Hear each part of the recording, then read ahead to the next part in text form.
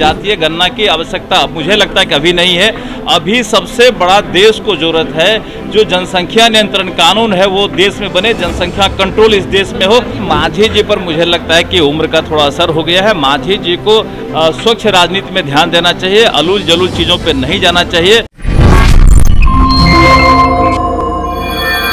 नमस्कार, the India top देख रहे हैं आप। जातीय जनगणना को लेकर लगातार बिहार में सभी पार्टियां अपनी प्रतिक्रिया दे रही है। आपको बता दें, आज प्रधानमंत्री मोदी के द्वारा मन की बात की जा रही थी और भाजपा के प्रदेश कार्यालय पटना में एक कार्यक्रम भी आयोजन किया गया था, जहां बिहार सरकार के कई मंत्री पहुंचे थे। आपको बता दें, बिहार सरकार में मंत्री नीरज कुमार बबलू भी आज पहुंचे थे और साथ ही साथ प्रधानमंत्री मोदी के मन की बात को लेकर भी उन्होंने सीधे तौर पर कहा कि वन संरक्षण, साथ ही साथ पानी के संरक्षण सहित कई अन्य मुद्दे पर प्रधानमंत्री मोदी ने आज बातचीत की है।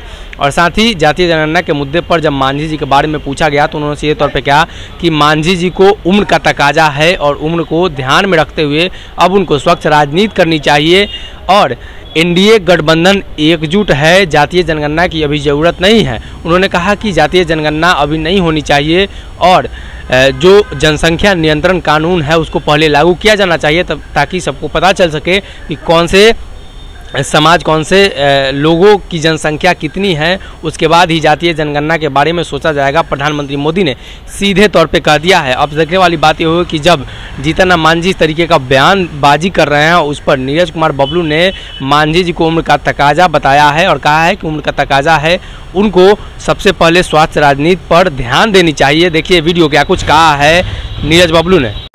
मन की बात पे माननीय प्रधानमंत्री जी ने जिस तरह से स्टार्टिंग में नदियों को सुरक्षित रखने पे जोर दिया, नमामि गंगे का जो कार्यक्रम चल रहा है उस पर काफ़ी उन्होंने जोर दिया, स्वच्छता अभियान पे काफ़ी उन्होंने जोर दिया जो गांधी जी के तरफ से चलाया जा रहा है, दिव्यांगों के काम पे उन्होंने काफ़ी फोकस किया और ख़ास करके मेडिसिनल प्लांट जो लोग देश में लगा रहे हैं उस पर काफ़ी उन्होंने फोकस किया। हम समझते हैं कि इससे काफ़ी सीख लेने की आवश्यकता है और जो आम जन इन चीज़ों से सीख लेंगे, घर में वो रोज़गार उत्पन्न करेंगे। कई तरह के उन्होंने रोजगार की बातें की, तो मुझे लगता है कि काफ़ी सीख लेने वाली बात उन्होंने कही है। आम जनों को काफ़ी सीख इससे मिलेगा और काफ़ी रोजगार भी उत्पन्न होगा।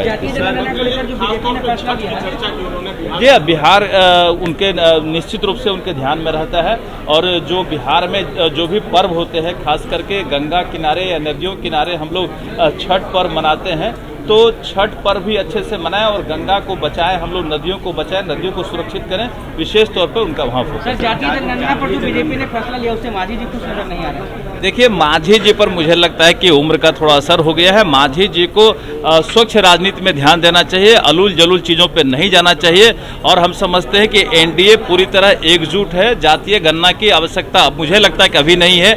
अभी सबसे बड़ा देश को जरूरत है जो जनसंख्या नियंत्रण कानून है वो देश में बने, जनसंख्या कंट्रोल इस देश में हो, उसके बाद जातीय जनगणना हो, जो भी जनगणना हो उसके बाद हो। हमारे देश में जो अल्पसंख्यक है उनकी संख्या कितनी बढ़ी है, पहले उनकी जनसंख्या हो जाए। भारत बंद बुलाया गया है सर, उसमें 2500 पौधों को ट्रांसप्लांट किया जा रहा है। इतनी अच्छी पहल वन पर्यावरण विभाग के मकसद। देखिए, ये वन पर्यावरण का पहल है कि सबसे बड़ी बात है कि देखिए विकास का काम रुक नहीं सकता है। जो पौधे हैं उन्हें या तो स्थानांतरित किया जाएगा या उन्हें हटाया जाएगा। अगर काटा जाता है मजबूरी में तो एक पेड़ के बदले हम लोग 3 पेड़ लगाने वाले हैं, इसमें कहीं कोई संदेह नहीं है।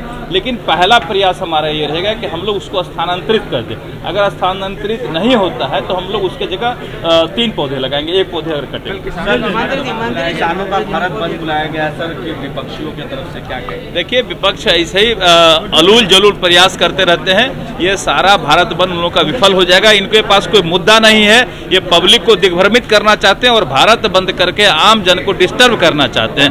आम जन को इस पर सोचना चाहिए। मैंने पहले बताया कि मांझी जी पर उम्र का असर हो गया है।